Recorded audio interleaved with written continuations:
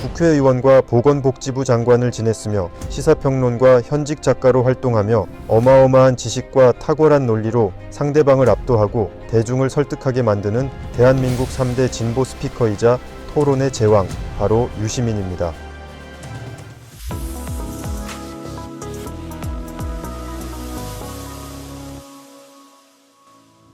유시민은 1959년 7월 28일 경상북도 월성군 내남면 망성리에서 이남 사녀 중 다섯째로 태어났습니다. 아버지는 역사 과목을 가르치는 선생님이었는데 식사 시간에 역사 이야기를 들려주고 자식들과 토론했다고 합니다.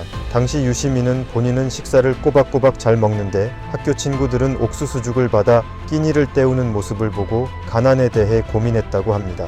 그래서 본인을 푸티부르주아 리버럴 태생이라고 말합니다.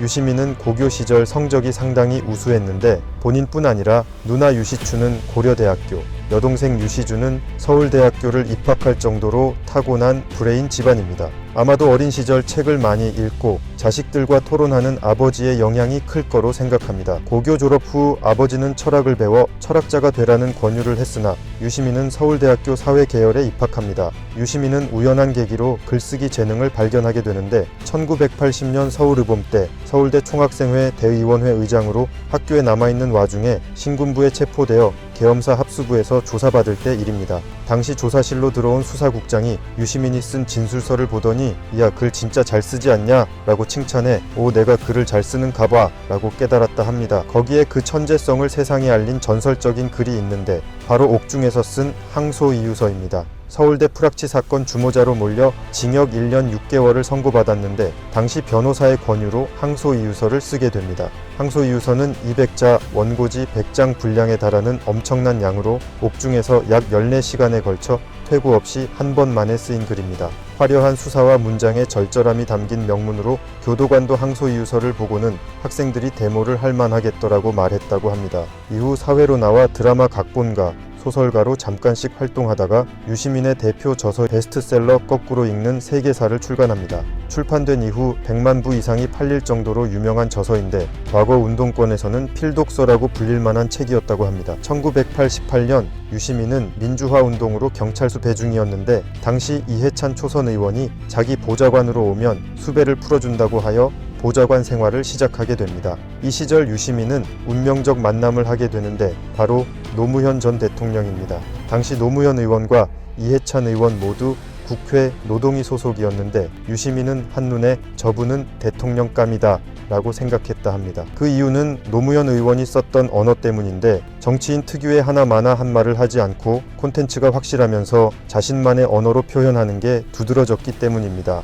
보좌관 시절 다른 보좌관과 식사 자리에서 언젠가 노무현 의원이 대통령을 하고 이해찬 의원이 국무총리를 하면 어떨까 라고 했는데 훗날 유시민의 말은 현실이 됐을 뿐 아니라 자신은 보건복지부 장관이 됩니다. 1992년 보좌관 생활을 그만두고 5년 3개월 동안 독일 유학을 떠납니다. 보건경제학 석사 과정을 마치고 박사 과정을 하는 도중 IMF가 터져 아내는 계속 독일에 남아 공부하고 자신은 돈을 벌어 보내주기 위해 한국으로 귀국합니다. 1997년 귀국 후 시사평론가로서 일간지, 주간지, 월간지 등의 글을 기고하고 라디오, MBC 초대석 진행과 지금도 반영하고 있는 100분 토론 진행을 하는 등 시사평론가로서 활발한 활동을 합니다. 그러던 중 2002년 대선 때 당시 노무현 후보 캠프에서 가끔 자원봉사를 했는데 노무현 후보가 유시민에게 가끔 나와서 도와주지 말고 계속 도와달라고 하여 선거 캠프에 합류했다고 합니다. 새천년 민주당 대선 후보 경선 결과 노무현 후보로 결정되자 유시민은 글을 쓰고 싶어 작가 생활로 돌아갑니다. 그런데 갑자기 노무현 후보의 지지율이 하락하고 민주당에서 후보를 쫓아내려고 하는 와중에 노무현 후보가 유시민에게 찾아와 구명보트를 준비해달라. 이 배가 난파선이 됐을 때 갈아탈 수 있는 구명보트가 하나라도 있어야 하지 않겠냐 라면서 새로운 친위 정당을 만들어줄 것을 설득하여 유시민은 절필을 선언하고 전업 정치인으로 전향합니다. 2002년 8월 유시민은 노무현을 중심으로 한 신당 창당을 추진하고 그해 11월 개혁국민정당을 창당하고 유시민은 당대표가 됩니다. 2003년 4월 제16대 국회의원 보궐선거에서 고양시 덕량구 갑 국회의원으로 출마 후 당선되어 여의도에 입성합니다. 국회의원 선서를 하는 첫날에 유시민은 삐딱이 기질이 발휘됩니다. 당시에는 상상하기 어려운 전대미문의 백바지 복장으로 참석했는데 당시 국회의원들이 항의하며 대거 퇴장해버리고 선서를 이튿날로 미루는 사건이 발생합니다. 유시민은 당시를 회상하며 제가 약간 삐딱하다. 옷으로 말해보려고 했는데 지금 생각해보면 그러지 말걸. 다른 걸로 보여줘도 되는데 라며 후회합니다. 2004년 총선을 앞두고 유시민은 열린우리당 창당에 참여합니다. 창당 이후 노무현 대통령은 민주당을 탈당 후 17대 총선 직전에 열린우리당을 지지하는 발언을 하게 되는데 건수를 노리던 한나라당과 민주당은 헌정사상 처음으로 대통령 탄핵 소추를 합니다. 국회 탄핵 표결 당시 유시민의 울부짖는 모습이 화제가 되기도 합니다. 우리가 뽑은 대통령을 감히 너희들이 뭔데 맘대로 끌어내리냐는 민심이 폭발했고 결국 2004년 제17대 국회의원 선거에서 열린우리당이 과반 의석을 확보하는 압승을 거두는데 유시민도 열린우리당 소속으로 고양시 덕량구 갑에 출마해 재선에 성공합니다. 유시민은 국회의원으로 여러 활동을 하다가 2006년 보건복지부 장관으로 재임하며 기초노령연금과 노인장기 요양보험을 도입해 보건복지부 장관으로서 높은 평가를 받게 됩니다. 2007년 8월 유시민은 대통령 출마를 선언하고 후보 경선에 참여하지만 지지율이 밀려 중도에 후보를 사퇴하고 2008년 4월 유시민은 과거 노무현 대통령처럼 자신의 지역구인 고향 덕량갑을 버리고 대구 수성구 을에 무소속으로 총선에 출마하지만 32%를 득표하며 아쉽게 낙선합니다. 2008년 2월 노무현 대통령 임기가 끝나고 퇴임식 날 봉하마을 연설에서 노무현 대통령은 노무현과에 속하는 정치인이 있다. 참 좋아하는 정치인이다. 라면서 가장 어려울 때 저를 지켜줬다. 라고 말해 유시민과 노무현 대통령의 끈끈한 우정을 드러냅니다. 내가 보기엔 노무현과에 속하는 정치인이 하나 있습니다. 내가 참 좋아하는 정치인인데 제가 꼭 소개를 한번 하고 싶습니다.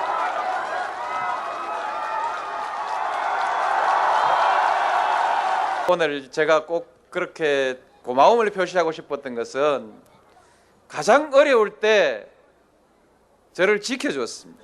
어려울 때 친구가 친구고 어려울 때 견디는 정치인이라야 진짜 정치인입니다. 꼭 내 그 말씀드리고 싶습니다.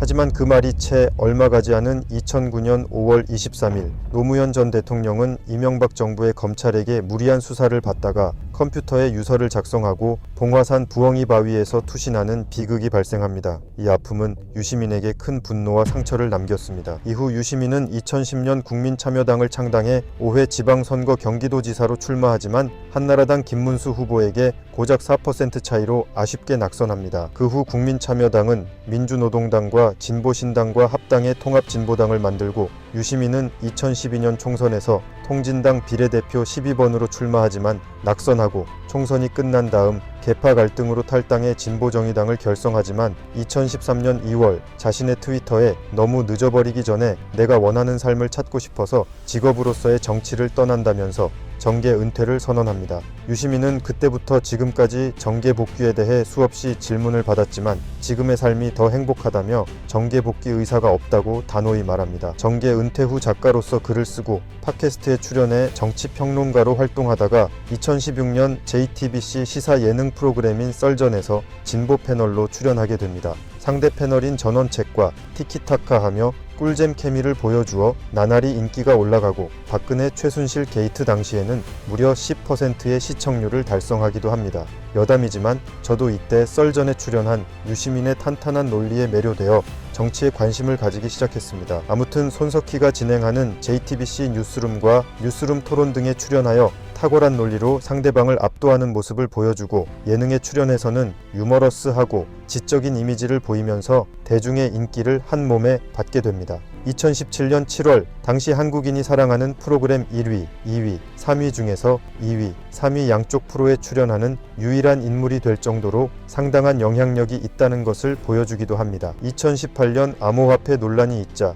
JTBC 특별 토론회 패널로 출연해 암호화폐는 기묘한 장난감이자 아무런 가치가 없는 현실적으로 사기라는 발언으로 화제가 되어 암호화폐 투기 광풍 현상을 진정시키는 역할을 합니다. 물론 비트코인이 가치가 있냐 없냐는 현재 진행 광풍형이기에 함부로 재단할 수 없으나 그 당시 광풍 현상에 제동을 걸었다는 것만으로 큰 역할을 했다고 봅니다. 2018년 10월에는 노무현 재단 이사장으로 취임했고 2019년 1월 유튜브에 유시민의 알릴레 5라는 방송을 론칭합니다. 2019년 조국 사태가 터지자 최전방에 서서 방어했고 21대 국회의원 선거에서 범진보 계열 180석 확보 발언을 했는데 평론가 중 거의 유일하게 의석수를 맞추어 화제가 되었습니다. 하지만 180석 발언으로 마음고생이 심해 2020년 4월 정치 비평을 그만하겠다고 말합니다. 그 후 정치 비평 대신 도서 비평으로 바뀐 알릴레 5를 진행하다가 2021년 12월 20대 대선을 앞두고 정치 비평에 복귀합니다. 대중에게 호감도가 높은 진보 스피커가 거의 없는 상황에서 유시민의 복귀는 지지자들 입장에서 상당한 힘이 되었습니다. KBS 대선 개표 방송에서 윤석열 후보가 당선이 유력하게 되자 이재명 후보에게 울먹이며 위로하는 메시지는 지지자들에게 큰 감동을 줬습니다. 저는 우선 이재명 후보한테 위로 말씀드리고요. 잘 하셨다는 칭찬의 말씀도 드리고 싶고요. 사랑한다는 말씀도 드리고 싶습니다. 그리고 이재명 후보와 함께 참 멋지게 선거전을 치렀던 민주당의 국회의원들 뿐만 아니라 민주당의 당원들 또 자원봉사자들에게도 큰 위로의 말씀을 드립니다. 잘 하셨습니다. 잘해도 선거에 질 때가 있습니다. 여러분들의 비전과 철학과 생각과 소망이 진짜 올바른 것이라면 그렇다면 시민들이 유권자들이 그것을 다시 알아줄 날이 머지않아 올 것으로 저는 믿습니다. 선거라는 건 그런 거거든요. 윤석열 정부가 들어서고 윤석열이 열심히 나라를 망가뜨리자 백분토론, 매불쇼, 뉴스공장 등에 출연해 윤석열의 행태를 도자기 박물관에 들어간 코끼리로 비유했고 윤석열은 자신이 얼마나 어리석은지 모를 쫓아 어리석은 상태이며 윤석열의 대통령 당선은 정치적 사고라고 평가했습니다. 또한 윤석열을 다룬 저서 그의 운명에 대한 아주 개인적인 생각에서 윤석열은 자진 사퇴할 일도 협치를 할 일도 없이 대결 노선을 갈 것이 분명하나 국민 여론이 탄핵 정국으로 가게 된다면 불기소 특별 사면이라는 퇴로를 열어주고 자진 사퇴를 유도해야 한다는 입장을 밝히기도 했습니다. 저희는 그래서 진정성이 의심된다는 것이에요. 제가 이거 정색하고 한 말씀 드리는데요. 그래서 6월 개헌을 하려면 받을 수 있는 걸 하셔야죠. 진정성을 따지지 마십시오. 민주주의는 진정성을 따지는 제도가 아니에요. 히틀러는 진정성이 없었을 것 같습니까? 그러니까 우리가 어떤 정치 행위자에게 봐야 되는 것은 그 사람의 정치 행위가 헌법에 맞으며 합리적인지 국민민복에 도움이 될지에 대해서 논리적으로 검토하는 거지 그 사람의 동기가 뭔지를 계속 따지기 시작하면 우리 모두 국례가 돼야 돼요. 그리고 이거는 검증할 수도 없고 옳고 그름을 가릴 수도 없어요. 그러니까 지금 그렇게 따지시지 말고요. 지금 자유한국당이 할 거는 딱 두 개 중에 한 개예요. 하나는 지금 이 개헌안은 도저히 받아들일 수 없다. 그럼 우리 부결시키겠다. 그렇게 해서 부결시키세요. 그거는 국회의 권한이잖아요. 둘째, 부결이 정치적 부담이 좀 된다. 그러면 타협을 해야 돼요. 밀당을 해야 돼요. 국회 안에서 여당하고. 그거 하겠다는 겁니다. 지금 사회주의 개헌이다, 거예요. 무슨 관제 개헌이다 이렇게 해버리고 무슨 밀당이 돼요. 아니 6월 개헌은 못하겠다. 왜냐하면 지금 할 시간이 모자른 거예요. 그거는 스스로 그리고 못하게 만들으셨잖아요. 아니 뭘 스스로 6월에 못하게 지금 했습니까? 만들고 계시잖아요. 아니 개헌안까지 대통령이 안 내놓은 내시고. 안이 제가 개헌안을 딱 6월에 내신다며요. 그럼 개헌- 6월 개헌이 안 되는 거죠. 헌법 개정 특위라는 게 있습니다. 저는 이제 언론에 관해서는 예전에 저도 이제 언론 개혁 필요하다 이런 거 많이 하고 제가 백분 토론 진행자 할 때 언론 개혁을 시리즈로 해서 했어요. 근데 이제 결론은 소용없다, 안 된다. 거기에 에너지를 쓰지 않는 게 좋겠다. 왜 그러냐 하면 지금 우리의 민간 언론, 공영방송 제외하고요. 민간 자본, 그러니까 주식회사 형태로 조직되어 있는 언론. 사적 소유 형태의 공적 서비스를 제공하는 산업이잖아요, 언론이. 공적인 역할로 우리가 헌법에서부터 다 인정을 해주는데 소유 형태는 사적 소유예요. 이윤 추구가 목적이 돼 있고 그 자체가 하나 이익 집단이에요. 저 회사를 소유한 사람들과 거기에서 밥을 먹고 사는 사람들이 자기들을 위해서 운영하는 기업이다. 뉴미디어로 우리가 해나갈 수 있기 때문에 이제는 그런 그 올드 미디어에 매달려 가지고 공정선거를 촉구하면서 애걸복걸하고 호소하고 피켓팅하고 이런 헛짓거리를 좀 그만하자. 네, 그냥 우리가 각자의 미디어를 만들자. 저희 60대들이 좀 특이한 세대예요. 제가 60대 중반인데 지금 이 세대가 얼마나 고약하냐면요. 제 세대가. 저희 아버지 어머니 세대는 자식들이 와서 아버지 이건 이런 거고요. 엄마 이런 거예요. 이러면 그래 내가 뭐 알겠노? 네가 잘 알지. 그래, 네 말대로 하자. 이랬어요. 지금 이 60대들은 자식들이 와서 뭐라 그러면 뭐라 그러는지 아세요? 네가 뭐 한다고 그래? 그래요. 되게 고약해요. 저는 제가 60대인데 이런 세대를 본 적이 없어요. 그래서 젊은이들에게 그렇게 말하고 싶은 거예요. 믿지 마라. 답을 구하지 마라. 그냥 부딪혀, 세상하고. 그리고 뭐 정당에서 가만히 있을로, 언론에서 가만히 있을로 뭐 청년들 생각해주는 척 하는데 그냥 다 장사하는 거다, 그거는. 예, 저는 솔직히 그렇게 말하고 싶어요. 예. 예. 무식한 게 아니에요. 그러니까 학습 능력이 없어요. 이 무식한 거하고 학습 능력이 없는 거는 아주 달라요. 무식해도, 그러니까 배울 학습할 기회가 없었으면 무식할 수 있었던 사람이. 근데 학습 능력이 있는 사람은 자기가 새로운 환경에 맞닥뜨리고 새로운 경험을 할 때마다 내공이 계속 올라갑니다. 그래서 보통은 아무나 대통령 자리에 갖다 놔도 한 1년쯤 하고 나면 알아요. 많은 거를. 네네. 근데 우리 대통령은 그렇게 기대하면 안 돼. 발전 도상인이 아니고 이미 완성형의 권력자예요. 그래서 털끝만큼도 변화할 가능성이 없습니다. 지금 수능 문제부터 다 시작해서 풀려.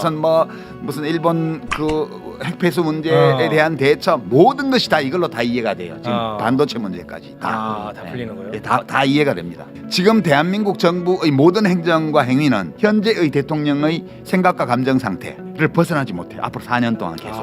왜냐하면 학습 능력이 없기 때문에. 삶의 고통은 누구 덕분에 면하는 게 불가능합니다. 누가 있어서 내 삶이 괜찮아진다, 이런 건 없다고 저는 생각하고요. 내 삶은 자기 자신만이 괜찮게 만들 수 있는 거예요. 다른 사람이 하는 모든 행동, 다른 사람의 존재 또는 부재, 이런 것들은 내가 만드는 거예요. 거기서 오는 감정은 다 내가 만드는 거예요. 누구도 나의 삶을 구해주지 않는다. 누구도 나에게 행복을 가져다 줄 수 없다. 그 모든 고통과 불행, 만족, 행복, 이런 것들은 내가 만드는 것이다. 때로는 온전히 생각만으로, 어떨 때는 행동과 결합해서, 어떤 사람이 말하는 흉악한 말, 사실이 아닌 말, 이런 것들은 그 사람의 내면을 보여주는 것이지 나를 해치지는 못해요. 내가 그것을 집어들 때 나를 해치게 되는 거거든요. 그럼 무시해야 돼요. 그런 사람도 있는 거야. 저런 사람도 있다는 것이 우리 인간의 세상이야. 세상이 살만한 곳이구나 라고 느끼게 만들어주는 사람들도 많이 있습니다. 그런 사람들을 보고 그 사람들하고 연대하면서 그렇게 자기 삶을 꾸려나가는 거죠. 유시민은 정치인일 때보다 지금이 훨씬 영향력이 강해졌습니다. 유시민이 출연한 영상 대부분은 조회수가 100만이 훌쩍 넘는 흥행보증 수표입니다. 진보 성향의 지지자뿐만 아니라 대중에게 호감도 높은 거의 유일한 진보 스피커입니다. 그는 서울대학교를 졸업하고 장관까지 지낼 정도로 엘리트 중에 엘리트입니다. 지식의 양은 어마어마하고 언어 능력도 대한민국 최고 수준입니다. 그는 기득권을 대변하지 않고 이 뛰어난 능력을 자신과 아무 상관도 없는 시민들 편에 서서 목소리를 내고 있습니다. 사실 정치라는 영역은 총과 칼을 들지 않았을 뿐 상대방과 권력을 획득하기 위한 전쟁터이기 때문에 굉장히 위험한 업입니다. 유시민은 이 위험을 감수하고 때론 엄청난 비난을 받으면서까지 발언을 합니다. 본인에게 큰 도움이 되지도 않는데 말입니다. 왜 그럴까? 과거 유시민은 어느 방송에 출연해 이렇게 말했습니다. 안 될 것 같은 일들을 사람들이 하잖아요. 그걸 왜 할까 이렇게 생각을 해보면 해야 되니까 하는 거지. 근데 왜 해야 된다고 생각하냐 하면 너무 못나 보이잖아, 그냥 있으면. 저 또한 그렇고 이 영상을 보는 대부분의 사람도 이 같은 마음이라 봅니다. 이 암울한 각자도생의 시기에 유시민이 있어 큰 위안을 얻습니다. 유시민 작가의 행보를 고대하며 여러분 모두 건투를 빕니다. 감사합니다.